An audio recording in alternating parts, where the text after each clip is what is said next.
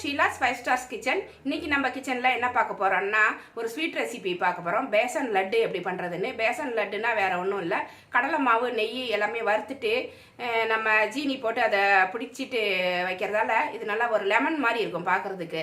இது பேர் லெமன் லட்டுன்னு கூட நம்ம சொல்லிக்கலாம். அந்த அளவுக்கு இது அழகாக ஒரு எலுமிச்சம்பழத்தை பார்த்த மாதிரி இருக்கும். இந்த லட்டு எப்படி செய்யலான்னு வாங்க பார்க்கலாம். அதுக்கு முன்னாடி நம்ம சேனலை சப்ஸ்கிரைப் பண்ணி வச்சுக்கோங்க. கூடவே இருக்கிற பெல் ஐக்கானே ப்ரெஸ் பண்ணி வச்சுக்கோங்க. Thank you friends. பாருங்க, தீபாவளிக்கு மழை ஸ்டார்ட் ஆயிடுச்சு. நல்ல மழை எங்கள் ஊரில், நெய்வேலி எங்கள் ஊர். பாருங்கள், தீபாவளிக்கு மழை வந்தால் தான் தீபாவளி மாதிரியே தெரியும்.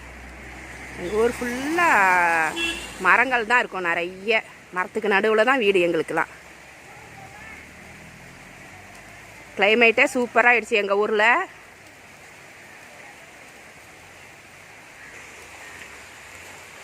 இது எங்கள் தோட்டம். என்னதான் தண்ணி ஊற்றுனாலும் மழை பெஞ்ச தண்ணி வந்தால் தான் இந்த மரங்களுக்கு செடிகளுக்கெல்லாம் கொண்டாட்டம். அதோட கலர்லாம் நல்லா அழகாக க்ரீனாக மாறிடும். நம்ம தண்ணி பிடிச்சிட்டு வந்து ஊற்றுனாலாம் இவ்வளோ அழகு வராது. இது எங்கள் வீட்டு மாமரம், இது தென்னை மரம், எங்கள் செம்பருத்தி செடி எல்லாம் பாருங்கள்.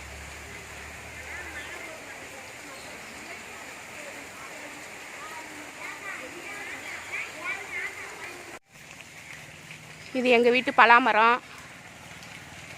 இந்த பலாப்பழம் ரொம்ப டேஸ்ட்டாக இருக்கும். இது மாதிரி எங்கள் வீட்டில் 6 பலாமரம் இருக்குது.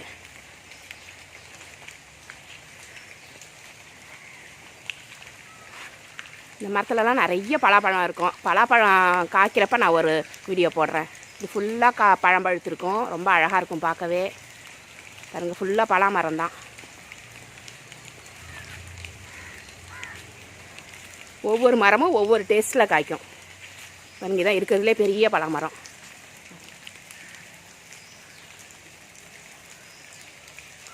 இது ஃபுல்லாக பழமாக பழுத்திருக்கும். இதுலேயும் ஃபுல்லாக பழமாக இருக்கும். இதெல்லாம் காய்க்கிறப்ப ஒரு வீடியோ போடுறேன். பேசன் லட்டு பண்ணுறதுக்கு நான் 1 கப் கடலை மாவு எடுத்திருக்கேன். அதே மாதிரி 1 கப்பில் சுகர் எடுத்திருக்கேன், சர்க்கரை எடுத்திருக்கேன். இப்போ 1 கப் கடலை மாவுக்கு 1 கப் ஜீனி எடுத்தால் தான் அது கரெக்டான அளவாக இருக்கும். உங்களுக்கு வந்து கம்மியாக வேணும்னா கொஞ்சமாக குறைச்சிக்கோங்க. ஒரு 3/4 கப் எடுத்துக்கோங்க, சரியாக இருக்கும். நான் 1க்கு 1 போட்டிருக்கேன். இப்போ வானல் சூடு பண்ணியிருக்கேன். ஃபஸ்ட்டு 1 ஸ்பூன் நெய் விட்டுக்கலாம்.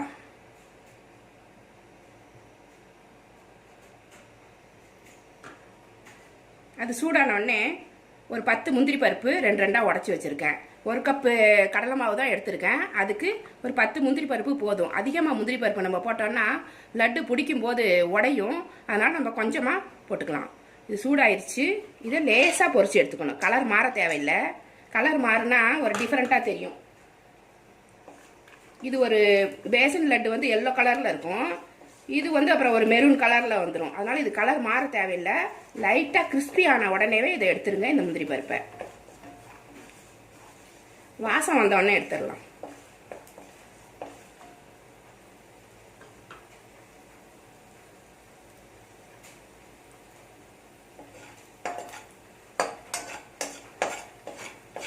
பேசன் லட்டு பண்ணுறதுக்கு 10 நிமிஷம் போதும். இந்த பொருளெல்லாம் ரெடியாக எடுத்து வச்சுட்டு உடனே இந்த வறுக்கிற டைம் மட்டும்தான் இதுக்கு ஆகும்.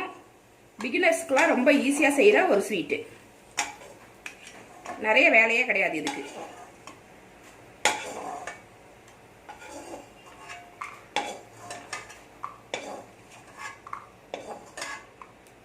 இந்த அளவுக்கு இருந்தால் போதும், ரொம்ப செவக்க தேவையில்லை.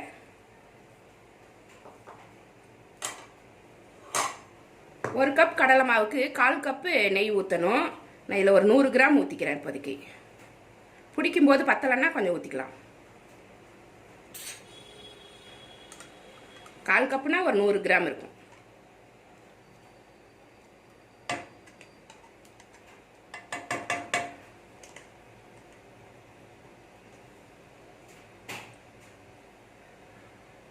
நெய் ரொம்ப சூடாகணும்னு அவசியம் இல்லை. லேசாக சூடாகும் போதே இந்த கடலை மாவை இதில் கொட்டி வறுத்துக்கோங்க.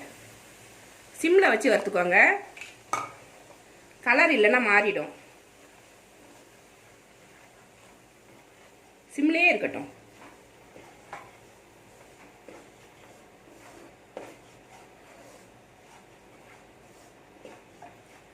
1 கப் ஜீனி எடுத்துருக்கோம். இதை மிக்சியில் போட்டு பொடி பண்ணி எடுத்துகிட்டு வந்துடலாம். இது வறுத்துக்கிட்டு இருக்கும்போதே லெமன் எல்லோ கலர் எடுத்திருக்கேன். கேசரி பவுடரில் லெமன் எல்லோ கலர். இந்த லட்டு பிடிக்கும்போது பார்த்தீங்கன்னா லெமன் மாதிரியே இருக்கும், எலுமிச்சம்பழம் மாதிரி இருக்கும். அந்த கலர் வர்றதுக்காக லைட்டாக அந்த எல்லோ கலர் பவுடரை கொஞ்சமாக போட்டுக்குங்க. கொஞ்சம் போட்டாலே நல்ல கலர் வந்துடும்.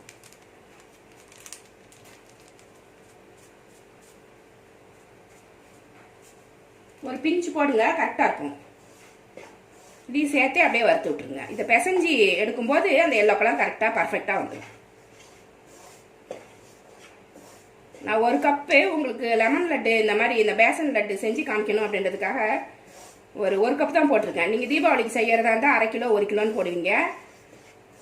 அதுக்கு தகுந்த மாதிரி நீங்கள் எடுத்துக்கோங்க. இப்போ 1/2 கிலோ கடலை மாவுன்னா 1/2 கிலோ ஜீனி எடுத்துக்கோங்க. 1/4 கிலோ நெய் தேவைப்படும். இந்த நெய் ஈரத்தில் தான் நம்ம வந்து இந்த லட்டையும் நம்ம பிடிப்போம்.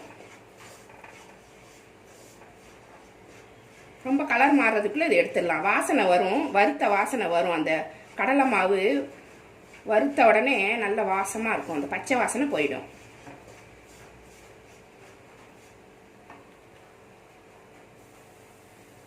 மாவு நல்லா வறுபட்டுருச்சு. இதுக்கு மேலே அது வந்து வறுக்க தேவையில்லை. அப்புறம் வந்து டேஸ்ட் மாறிடும். இப்போ ஸ்டவ்வை வந்து நிறுத்திடுவோம். நிறுத்திட்டு ஒரு பிஞ்சு ஏலக்காய் பொடி, ஒரு 2 ஏலக்காய் இருக்கும், அதை போட்டுக்கலாம். இப்போ நுணுக்கி வச்சுருந்த பொடி பண்ணி வச்சுருந்த ஜீனியையும் போட்டுக்கலாம்.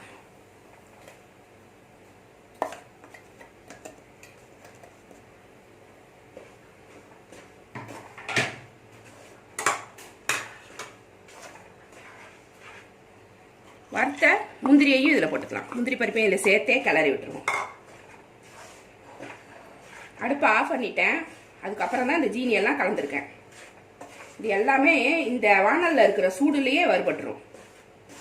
எல்லாமே நல்லா கலந்து விட்டுருங்க. இது ஆறின உடனே இந்த கட்டியெல்லாம் உடச்சி விட்டுறணும். ஃபஸ்ட்டு இந்த கட்டி கட்டியாக இருக்குது பார்த்தீங்களா, இதெல்லாம் வந்து ஆறினதுக்கப்புறம் நல்லா உடச்சி விட்டுட்டு லட்டு பிடிக்கணும்.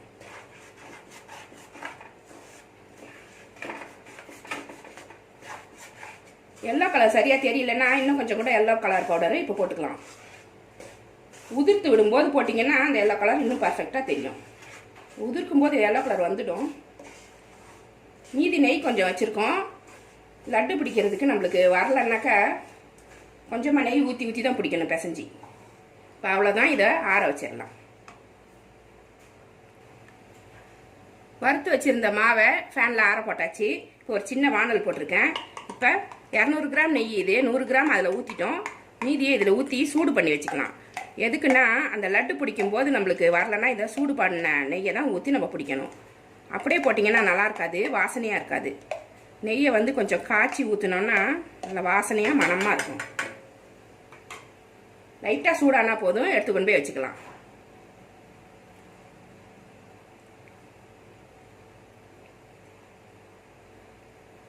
ரொம்ப புகையக்கூடாது. நெய் புகைஞ்சா நல்லா இருக்காது.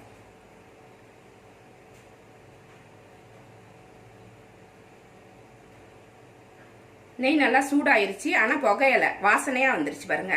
இந்த சமயத்தில் ஸ்டவ்வை நிறுத்திட்டு இதையும் கொண்டு போய் வச்சுக்கலாம் லட்டு பிடிக்கிறதுக்கு. இப்போ மாவெல்லாம் பிசைஞ்சு ரெடி பண்ணியாச்சு பாருங்க. எல்லோ கலர் ஆயிடுச்சு. இந்த எல்லோ கலர் உங்களுக்கு கிடைக்கல சரியா அப்படின்னாக்க கொஞ்சமாக சூடான பாலில் அந்த எல்லோ கலர் பொடியை கலந்துட்டு ஊற்றி பிசைஞ்சிக்கோங்க. நல்லா எல்லோ கலர் வரும். அந்த எல்லோ கலர் வந்தால் தான் இந்த லட்டே ஒரு அழகை கொடுக்கும். அதனால தான் சொல்கிறேன், கலர் வந்து கொஞ்சம் போடுங்க. அப்போ தான் பார்க்க அட்ராக்டிவாக இருக்கும். குழந்தைங்களுக்கு வந்து பார்க்கும்போதே சாப்பிடணும் போல் இருக்கும். இப்போ கொஞ்சமாக நெய் கையில் தொட்டுக்கோங்க. ரொம்ப ஆற வேண்டாம். கொஞ்சம் கதகதப்பாக இருக்கும்போதே பிடிச்சாதான் லட்டு வந்து நல்லா வரும்.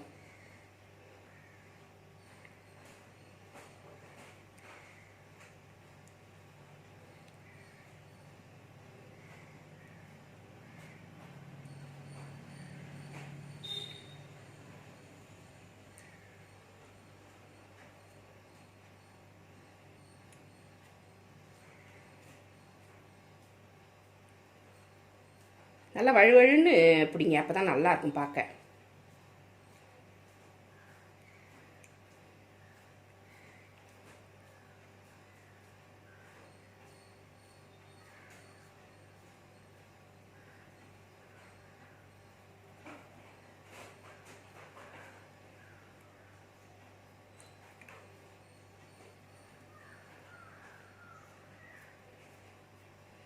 போதும்.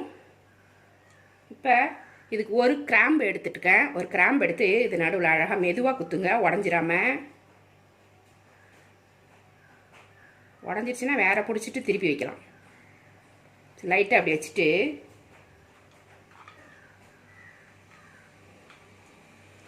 பிஸ்தா உரிச்சிட்டு ரெண்டாக உடச்சி வச்சுருக்கேன். இது பாருங்கள், லீஃப் மாதிரி இருக்குது. இதை லைட்டாக அப்படி வச்சுட்டு ஒரு டெக்கரேட்டிவாக இருக்கும், பார்க்க அழகாக இருக்கும். பாருங்கள், இது லெமன் மாதிரி இருக்குது பாருங்கள். இது மாதிரி அலங்காரம் பண்ணி ஒவ்வொன்றா வச்சிடலாம்.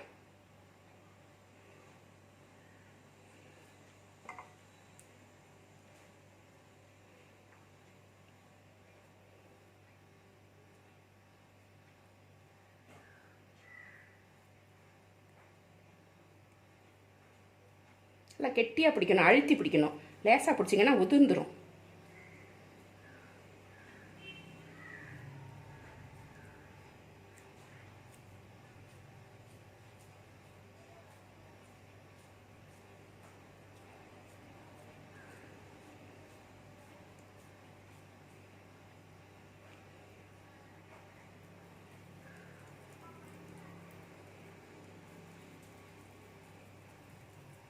இப்படி நெய்யில் போட்டு உருட்டி எடுக்கும்போது நல்லா வழுவழுன்னு வந்துடும். லட்டு பார்க்கறதுக்கு அழகாக இருக்கும்.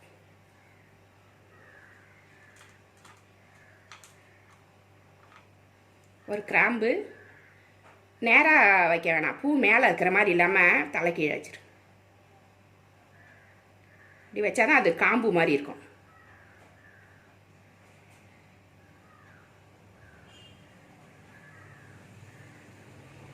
ஒரு பிஸ்தா, இது இதோட லீஃப் மாதிரி தெரியும், இலை மாதிரி இருக்கும். அப்படியே அழகாக பாருங்கள், அழகாக இருக்குது பாருங்கள். ஒரு பழத்தை பார்த்த மாதிரி இருக்கும். இது மாதிரி தான் கடையிலலாம் ஷோவாக வச்சிடுறாங்க. ஷோகேஸ்குள்ளே இருக்கும்போது நம்மளுக்கு அதை பார்க்கும்போதே சாப்பிடணும் போல் இருக்கும். அதை முதல்ல எடுங்கன்னு வாங்கி நம்ம சாப்பிடுவோம். அதை நம்ம வீட்டிலே செய்யும்போது ரொம்ப சந்தோஷமாக நம்ம சாப்பிட்லாம், நம்ம செஞ்சது அப்படின்னு சொல்லிட்டு. இது மாதிரி அலங்காரம் பண்ணி வச்சுக்கோங்க. இது மாதிரி எல்லா லட்டையுமே பிடிச்சிட்டு நான் காமிக்கிறேன். இப்போ எல்லா லட்டையுமே ரெடி பண்ணி வச்சாச்சு. Lemon laddu ready. பேசன் லட்டுன்னு இதோட பேர். நான் இதுக்கு வச்சிருக்கிற பேர் லெமன் லட்டு. பார்க்கும்போது லெமன் மாதிரி இருக்கிறதால இது பேர் லெமன் லட்டுன்னு வச்சுருக்கேன். இதை வந்து தீபாவளிக்கு மொதல் நாள் செய்யுங்க. அப்போ தான் ஃப்ரெஷ்ஷாக சாப்பிடும்போது தான் நல்லாயிருக்கும். மொதல் நாள் செஞ்சுட்டு அடுத்த நாள் சாப்பிடும்போது ரொம்ப நல்லாயிருக்கும். இது முன்னாடியே செஞ்சிங்கன்னா அது டேஸ்ட்டு போயிடும். செய்யும்போது நீங்கள் கொஞ்சமாக ஃபஸ்ட்டு செஞ்சு பார்த்துட்டு அப்புறமா நீங்கள் நிறையா செய்யலாம். ஃபஸ்ட்டு நல்லா செஞ்சிட்டோம் அப்படின்ற மாதிரி இருந்துச்சுன்னா தான் அடுத்தது குவான்டிட்டி நம்ம அதிகமாக போட்டு செய்யணும். இது மாதிரியே ஃபஸ்ட்டு ஒரு கப்பு போட்டு செஞ்சு நீங்கள் ட்ரை பண்ணி பாருங்கள். ரொம்ப டேஸ்ட்டாக இருக்கும், பார்க்குறதுக்கு ரொம்ப அழகாக இருக்கும். குழந்தைங்களுக்கு அட்ராக்டிவான ஒரு ரெசிபியாக இருக்கும். இந்த ரெசிபி பிடிச்சிருந்தா என்னோடய சேனலை சப்ஸ்கிரைப் பண்ணி வச்சுக்கோங்க. கூடவே இருக்கிற பெல் ஐக்கனையும் ப்ரெஸ் பண்ணி வச்சுக்கோங்க. இவ்வளோ நேரம் என்னோடய வீடியோவை பார்த்த எல்லாருக்குமே நன்றி. Happy Deepavali friends. தேங்க்யூ.